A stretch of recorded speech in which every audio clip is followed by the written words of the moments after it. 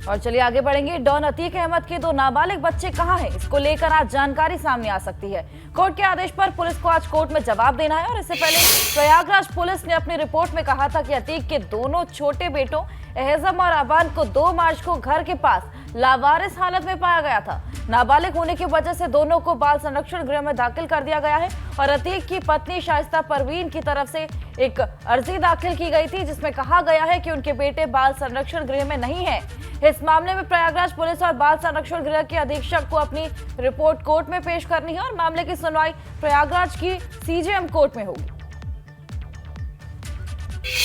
Prayagraj shootout case से जुड़ी बड़ी खबर है। फरार शूटर शाबिर के भाई का शव मिला है। आपको बता दें 27 फरवरी से लापता था शूटर का भाई। 6 महीने पहले जेल से बाहर आया था। पुलिस ने शव फिलहाल पोस्टमार्टम के लिए भेज दिया है। तो फरार शूटर का भाई का शव बरामद हुआ है। प्रयागराज शूटआउट केस से जुड़ी बड़ी खबर हम आपको बता रहे हैं। फरार शूटर शाबिर के भाई का शव मिला है। 27 फरवरी से शूटर का भाई लापता चल रहा था और 6 महीने पहले जेल से बाहर आया था और अब उसका शव बरामद हुआ है। तो आपको बता दें फरार शूटर शाबिर का ये भाई है जिसका शव अब बरामद हुआ है। कई समय से फरार चल रहा था। 6 महीने पहले जेल से बाहर आया था। लगातार पुलिस को उसकी तलाश थी और अब उसका शव बरामद हुआ। हालांकि पुलिस ने शव को पोस्टमार्टम के लिए भेज दिया है और आगे की जांच पड़ताल में जुटी हुई है। तो आपको बता दें 6 महीने पहले जेल से बाहर आया था। पुलिस ने शव को फिलहाल पोस्टमार्टम के लिए भेज दिया है और आगे की जांच पड़ताल में जुट गई।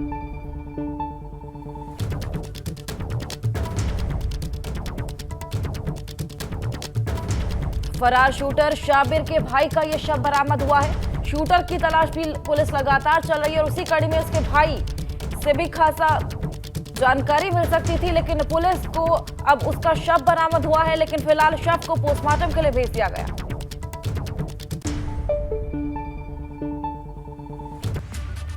और वहीं बम से उड़ाने की धमकियों के बीच आज राकेश टिकैत ने मेरठ में महापंचायत बुलाई है। कमिश्नरी पार्क में भारतीय किसान यूनियन एक महापंचायत कराए और दावा है कि पंचायत में 5000 से अधिक लोग जुटेंगे। किसानों से जुड़े मुद्दे जैसे ट्यूबवेल पर मीटर का विरोध, खेतों में आवारा पशुओं की समस्या, गन्ना मूल्य सहित कई मांगों को लेकर पंचायत में फैसला लिया जाएगा। और ये पंचायत सुबह 10 बजे से शाम 5 बजे तक चलने वाली है। तो किसानों के मुद्दे पर मेरठ में महापंचायत होने वाली है। कई मुद्दों पर चर्चा होगी। ये पंचायत सुबह 10 बजे से लेकर शाम 5 बजे तक चलने वाली है। राष्ट्रीय लोकदल पार्टी के खतौली से विधायक मदन भैया भारतीय किसान यूनियन के राष्ट्रीय अध्यक्ष नरेश टिकैत से मिलने उनके गांव सिसोली पहुंचे थे और नरेश टिकैत को बम से उड़ाने की मिली धमकी पर मदन भैया ने कहा कि हम सरकार से अपील करते हैं कि इस मामले को गंभीरता से लेकर उच्च स्तरीय जांच कराई जाए और इसका खुलासा जल्द से जल्द किया जाए। इस दौरान मदन भैया ने टिकैत के परिवार को Z+ सिक्योरिटी दिए जाने की भी मांग की है। तो नरेश टिकैत से मिले रालौद विधायक, साथ ही साथ जो बम से उड़ाने की धमकी मिली है उसको लेकर पूरे मामले की जांच पड़ताल की बात उन्होंने कही। साथ ही साथ Z+ सिक्योरिटी की सुरक्षा की मांग भी की। प्रशासन से भी मांग है कि इस घटना का खुलासा हो और इसकी उच्च स्तरीय जांच हो। हालांकि हम तो भगवान से कामना करते हैं ये शायद किसी शराबी का काम हो, लेकिन शराबी का काम भी है तो भी उच्च स्तरीय जांच हो, निश्चित जांच होनी चाहिए, जिससे कि सामाजिक जीवन के लोग अपने आप को सुरक्षित महसूस करें। अखिलेश यादव के करीबी माने जाने वाले जोगेंद्र सिंह यादव को पुलिस ने गिरफ्तार कर जेल भेज दिया है। जोगेंद्र सिंह यादव पर 25,000 रुपए का इनाम घोषित था। उन्हें मथुरा से गिरफ्तार किया गया और इससे पहले जोगेंद्र सिंह यादव के भाई और पूर्व विधायक रामेश्वर यादव को भी गिरफ्तार किया जा चुका है। जैसे ही जोगेंद्र सिंह यादव की गिरफ्तारी की खबर सामने आई, एटा जेल के बाद समर्थकों की भीड़ वहां पर पहुंच गई। तो जोगेंद्र यादव पर कुल 86 केस दर्ज है। सपा नेता जोगेंद्र यादव को जेल भेज दिया गया है। मथुरा से उनकी गिरफ्तारी हुई है।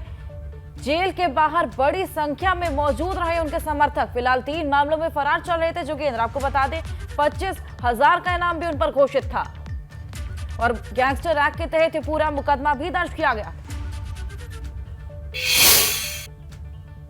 मथुरा पुलिस की मदद से क्राइम ब्रांच एटा और कोतवाली नगर पुलिस जनपद एटा की टीम के द्वारा इनको गिरफ्तार किया गया है जनपद मथुरा से। और वहां से गिरफ्तार कर कोतवाली ले आया गया है। वर्तमान में 3 मामलों में वांछित चल रहे हैं। नंबर 1 थाना अलीगंज के crime number 294/21, number 2 crime number 28/17 under section 171H 188 IPC थाना बागवाला, और तीसरा है क्राइम नंबर 300/22 409 IPC थाना अलीगंज, जिसमें इनके द्वारा अपनी हिस्ट्री शीट को गायब कराया गया था, उसमें भी वांछित चल रहे हैं। कप्तान साहब, अभी जोगेंद्र सिंह यादव को न्यायिक अपरीक्षा में ले जाया गया है, क्या इनको अभी तत्काल जेल भेजा जाएगा, जुडिशियल कस्टडी दी जाएगी? नियमानुसार जो विधिक कार्यवाही होती है जुडिशियल कस्टडी की, इनको न्यायिक मजिस्ट्रेट के समक्ष प्रस्तुत किया जाएगा और तदनुसार आवश्यक वैधानिक कार्रवाई की जाएगी। समाजवादी पार्टी के नेता जोगेंद्र सिंह यादव की गिरफ्तारी के बाद उनको अभी इसी जेल में किया गया है और इस जनपद कारागार में उनको न्यायिक हिरासत में लाया गया है। गिरफ्तारी के बाद उनका मेडिकल चेकअप कराया गया, उसके बाद न्यायालय में मजिस्ट्रेट के सामने पेश किया गया है और अंतिम चरण में जनपद कारागार में उनको दाखिल कर दिया गया है और इस जनपद कारागार से ही वो आगे की जो वैधानिक कार्रवाई है सुचारू रूप से जारी रखेंगे। आपको बता दें, आज सुबह जोगेंद्र सिंह यादव की गिरफ्तारी मथुरा के जैत थाना क्षेत्र से की गई, ऐसा एसएसपी एटा ने पुष्टि की है और कुल मिलाकर हजारों समाजवादी पार्टी के कार्यकर्ताओं का हुजूम यहां जेल पर उमड़ा हुआ था। अब से कुछ ही क्षणों में उनको एटा जेल में दाखिल किया गया है और अब जोगेंद्र सिंह यादव का अगला ठिकाना होगा एटा जेल। एटा से एबीपी गंगा के लिए राकेश भदौरिया की report. Bharatiya Janata party mission 2024 की तैयारियों में पूरी तरह जुट गई है और इसे लेकर भाजपा बूथ सक्रिय कार्यकर्ता अभियान चलाएगी। और डिप्टी सीएम ब्रजेश पाठक ने कहा कि भाजपा लगातार 24 घंटे तक जनता के बीच रहकर काम करती है। उन्होंने कहा कि यूपी के नैरेटिव अब बदल चुके हैं और भाजपा आज विकास के मामले में पहले पायदान पर है। साथ ही प्रदेश आर्थिक मोर्चे पर भी जल्द ही नंबर 1 होने वाला है। डिप्टी सीएम ने कहा कि साल 2014 से लेकर 2022 तक लगातार भाजपा को वोट प्रतिशत बढ़ा है और साथ ही साथ उन्होंने दावा किया कि 2024 में भाजपा एक बार फिर से प्रचंड बहुमत से चुनाव जीतेगी।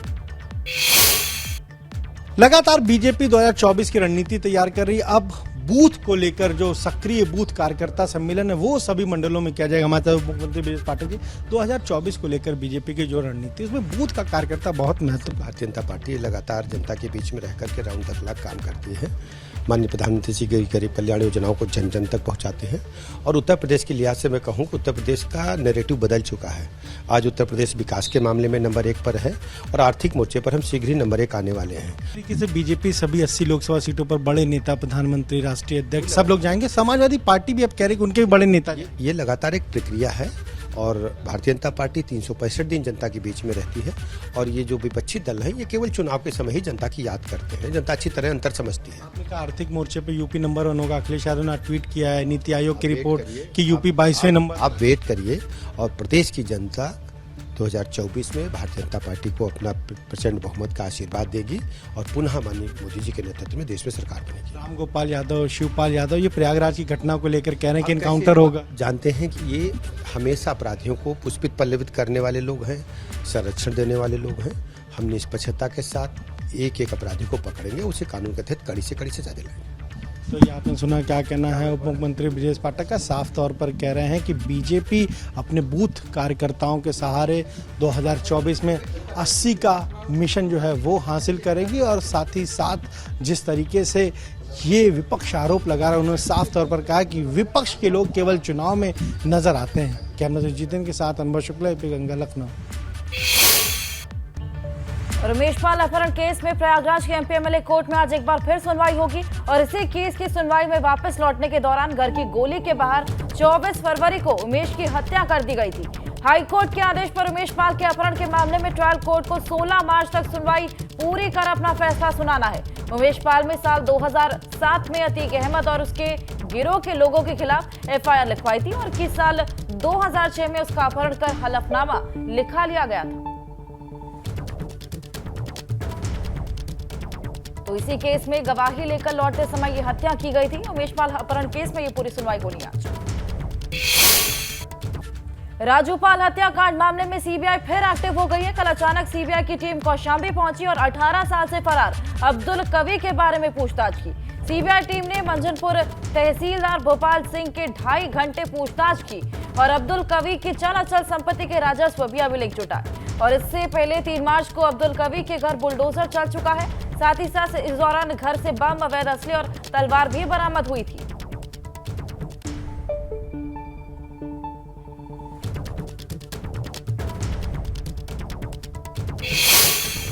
और चलिए आगे बढ़ेंगे। उत्तर प्रदेश राजस्थान निकाय समर्पित पिछड़ा वर्ग आयोग ने कल अपनी रिपोर्ट मुख्यमंत्री को सौंप दी है। आयोग की रिपोर्ट पर सबसे पहले कैबिनेट की मंजूरी ली जाएगी और रिपोर्ट आने के बाद चुनाव में किसी प्रकार की देरी ना हो, इसके लिए सीएम योगी ने आज ही कैबिनेट की बैठक बुला ली है। माना जा रहा है कि रिपोर्ट को मंजूरी मिलने के बाद निकाय चुनाव में सीटों के आरक्षण में पिछड़ों की हिस्सेदारी नए सिरे से तय की जाएगी। तो कल निकाय चुनाव में आरक्षण को लेकर रिपोर्ट सौंपी गई थी और उसी को लेकर आज कैबिनेट बैठक होने वाली है। सीएम योगी की अध्यक्षता में ये पूरी बैठक होने वाली है। कई अहम मुद्दों को लेकर, निकाय चुनावों को लेकर इसमें मंथन होगा। श्री कृष्ण जन्मभूमि और शाही ईदगाह विवाद मामले में कोर्ट आज फैसला सुना सकता है। कोर्ट तय करेगा कि पहले कोर्ट कमीशन नियुक्त करके सर्वे कराया जाए या फिर वहीं की वीडियोग्राफी, फोटोग्राफी कराई जाए और या फिर सीपीसी वर्शिप एक्ट को वैध मानकर आगे उस पर सुनवाई हो। तो आज कोर्ट इस पूरे मामले पर फैसला सुना सकता है। कोर्ट तय करेगा कि आगे क्या होने वाला है। श्री कृष्ण जन्मभूमि शाही ईदगाह के मामले पर यह पूरा फैसला होने वाला है।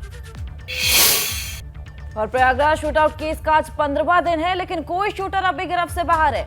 जांच एजेंसियां फरार शूटर्स की तलाश में लगातार छापेमारी कर रही हैं। माफिया अतीक अहमद के बेटे असद अहमद समेत 2.5 लाख रुपए के इनामी 5 शूटर अब भी पुलिस की पकड़ से दूर है। आपको बता दें, 12 हफ्ते का वक्त बीतने के बावजूद जांच एजेंसियों को कोई खास कामयाबी नहीं मिली है और अभी तक एक भी नामजद आरोपी की गिरफ्तारी नहीं हो सकी है। हालांकि जांच एजेंसियां यूपी समेत आधा दर्जन से ज्यादा राज्यों में कई बार दबिश दे चुकी हैं और एक टीम 2 बार नेपाल बॉर्डर तक जा चुकी है। तो 15वें दिन भी 5 शूटर अभी तक गिरफ्त में नहीं आ पाए हैं और लगातार पुलिस कार्रवाई कर रही है, लेकिन अभी भी नाकामयाबी हाथ लग रही है।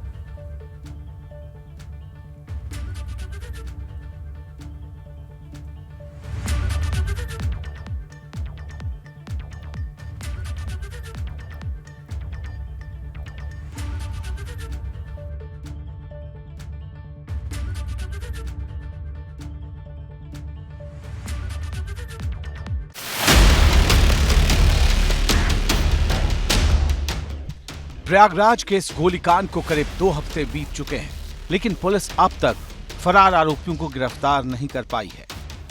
पुलिस के पास इस बात को लेकर हाथ खाली हैं कि गोली और बम चलाने वाले अधिकतर बदमाश कहां हैं। इस कांड में जिस उमेश पाल को निशाना बनाया गया था, उनकी 13वीं का कार्यक्रम तो हुआ, लेकिन सिर्फ प्रतीक के तौर पर, क्योंकि परिवार वालों ने परंपरागत तरीके से 13वीं नहीं मनाई। सिर्फ शांति पाठ हुआ जिसमें घर के लोग ही शामिल हुए। मैं बार बार वही अपील करूंगी कि जिसने किया है उसको जड़ से ख़त्म कर दे। न्याय मांग रही हूँ उनसे, बाकी और कुछ नहीं। 13 दिन बीतने को है, जिस तरीके से क्या प्रशासन अपना काम कर रही है, बाकी सब बाबा जी पे छोड़ दिया है। वही हमारे पिता है, वही सब कुछ अच्छा बुरा देखेंगे हमारा। हम तो एक का बेटा, एक भाई हो तुम एक औलाद हो का नाम हम हैं। इसके अलावा कोई बात नहीं भाई, इसके अलावा भैया से कोई बात नहीं पाई। अच्छा, क्या चाहती हैं आप? अब बस हम पूरा मुख्यमंत्री के ऊपर छोड़ दिए। हम कुछ करे ला नहीं, हमारा लाल उठ के चला गया, हम एकदम बेकार हो गए। अब जो कुछ फैसला है उन्हें इनके हाथ में। उमेश पाल की 13वीं में किसी रिश्तेदार या पड़ोसी को भी बुलाया नहीं गया था। हालांकि शांति पाठ में केंद्रीय मंत्री एसपी सिंह बघेल शामिल हुए। उमेश पाल को पिछले लोकसभा चुनाव के दौरान एसपी सिंह बघेल ने ही भाजपा की सदस्यता दिलाई थी। केंद्रीय मंत्री ने पीड़ित परिवार को इंसाफ का यकीन दिलाया। उत्तर प्रदेश सरकार के और प्रयागराज पुलिस और उत्तर प्रदेश पुलिस के द्वारा अभी तक किए गए कार्यों से वो संतुष्ट हैं।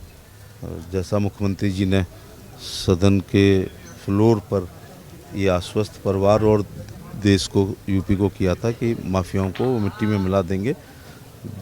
जमीन दोज करने की श्रृंखला में 2 अपराधी जो इस घटनाक्रम में स्वयं शामिल थे वो जमींदोज हो चुके हैं और उनकी करोड़ों की संपत्ति भी कई लोगों की जमींदोज हो चुकी है।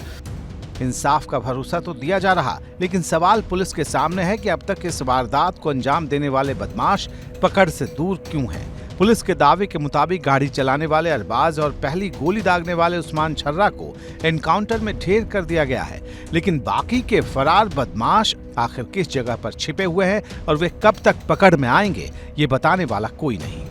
प्रयागराज शूटआउट केस को 2 हफ्ते बीत चुके हैं। उमेश पाल की 13वीं हो चुकी है, लेकिन जांच एजेंसियों को अभी कोई खास कामयाबी नहीं मिली है। हालांकि सरकारी अमले का दावा है कि प्रयागराज के साथ ही यूपी समेत कई राज्यों में लगातार छापेमारी की जा रही है। नेपाल बॉर्डर तक टीम भेजी गई है और जल्द ही बाकी बचे शूटरों और नामजद आरोपियों को गिरफ्तार कर लिया जाएगा। कई जगह पुलिस और एसटीएफ की 15 टीमें लगातार छापेमारी कर रही हैं। यूपी के अलावा बिहार, पश्चिम बंगाल और महाराष्ट्र में भी रेड हो रही। एक आशंका ये भी है कि कहीं वारदात को अंजाम देने के बाद बदमाश नेपाल तो नहीं भाग गए।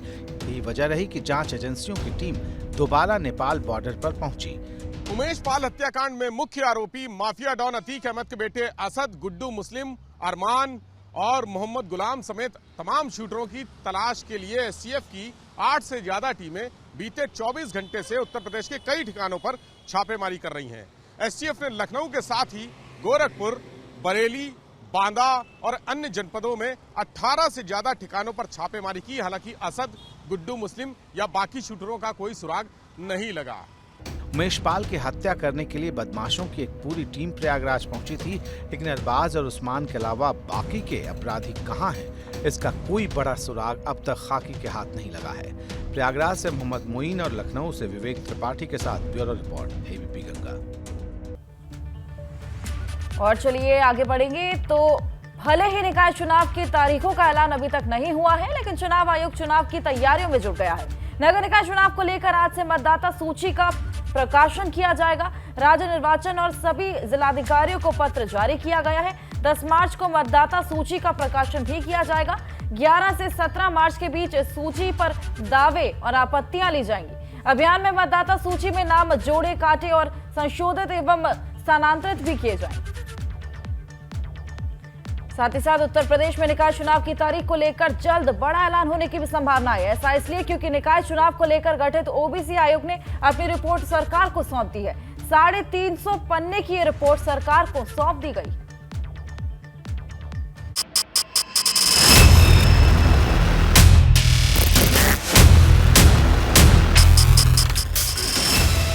यूपी के चुनावी पिच पर बहुत जल्द फिर एक बार भाजपा और सपा की टक्कर होने वाली है। सूत्रों के हवाले से खबर है कि निकाय चुनाव के लिए जिस आयोग को सर्वे की जिम्मेदारी सौंपी गई थी, उसने अपना काम बकायदा पूरा कर लिया है।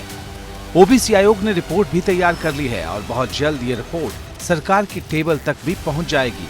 सूत्र बताते हैं कि ये रिपोर्ट 300 से ज्यादा पन्ने की है। उत्तर प्रदेश में निकाय चुनाव में आरक्षण के निर्धारण के लिए गठित किए गए उत्तर प्रदेश राज्य स्थानीय निकाय समर्पित पिछड़ा वर्ग आयोग ने अपनी रिपोर्ट तैयार कर ली है। सूत्रों की माने तो ये रिपोर्ट 300 पेज से अधिक की है, जिसे कभी भी शासन को सौंपा जा सकता है। शासन को रिपोर्ट सौंपे जाने के बाद किसी भी वक्त उत्तर प्रदेश में निकाय चुनाव की तारीखों को लेकर ऐलान किया जा सकता है। जैसे ही आयोग की सर्वे रिपोर्ट सरकार के हाथ आएगी, इसके कुछ समय बाद ही निकाय चुनाव का ऐलान हो सकता है। इसी रिपोर्ट के आधार पर निकाय चुनाव में आरक्षण का निर्धारण होगा, क्योंकि रिजर्वेशन के चलते ही निकाय चुनाव में देरी हुई, जिसके बाद आयोग ने 31 मार्च तक रिपोर्ट सौंपने की बात कही थी। अब हर दल को इस रिपोर्ट के पेश होने के बाद चुनाव आयोग की तारीख का इंतजार है। समाजवादी पार्टी पूरी तरह से पहले भी तैयार थी, अब भी तैयार है। समाजवादी पार्टी की पूरी तैयारी है और जनता की भी पूरी तैयारी थी, लेकिन बीजेपी नहीं तैयार थी। बीजेपी को हार का डर सता रहा था, इसलिए बीजेपी ने हाईकोर्ट में फंसा दिया। हाईकोर्ट में सही तथ्य नहीं रखे और बीजेपी आरक्षण विरोधी है, ये सबको जगजाहिर हो गया। सही तथ्य न रखने की वजह से हाईकोर्ट में आरक्षण खत्म कर दिया था। आयोग ने सभी 75 जिलों का दौरा कर ये रिपोर्ट तैयार की है। अब जैसे ही ये रिपोर्ट सरकार तक पहुंचेगी, इसके बाद हाईकोर्ट में सर्वे रिपोर्ट दाखिल की जाएगी, क्योंकि हाईकोर्ट के आदेश के बाद ही सरकार ने ओबीसी आयोग का गठन किया था। अब माना जा रहा है कि अप्रैल के महीने में निकाय चुनाव संभव है। कांग्रेस निकाय चुनाव को लेकर के हमारी पूरी तैयारी पहले भी थी, पर क्योंकि कोर्ट में इस मामले को चैलेंज कर दिया गया था तो ये चुनाव टल गए हैं। जब भी चुनाव होगा हमारी पूरी तैयारी है, हम चुनाव लड़ेंगे पूरी तैयारी से। जिस वक्त निकाय चुनाव की तारीख का ऐलान किया गया था उस वक्त ओबीसी आरक्षण को लेकर जबरदस्त सियासी कोहराम मचा था। सपा ने भाजपा सरकार को आरक्षण विरोधी ठहराने की कोशिश की थी, लेकिन सरकार फौरन हाईकोर्ट पहुंच गई और पिछड़ा वर्ग आयोग का गठन कर दिया। अब इंतजार इस बात का है कि इस रिपोर्ट के मिलने के बाद सरकार कितनी जल्दी निकाय चुनाव की तारीख का ऐलान करती है। एबीपी गंगा के लिए लखनऊ से शैलेश अरोड़ा की रिपोर्ट।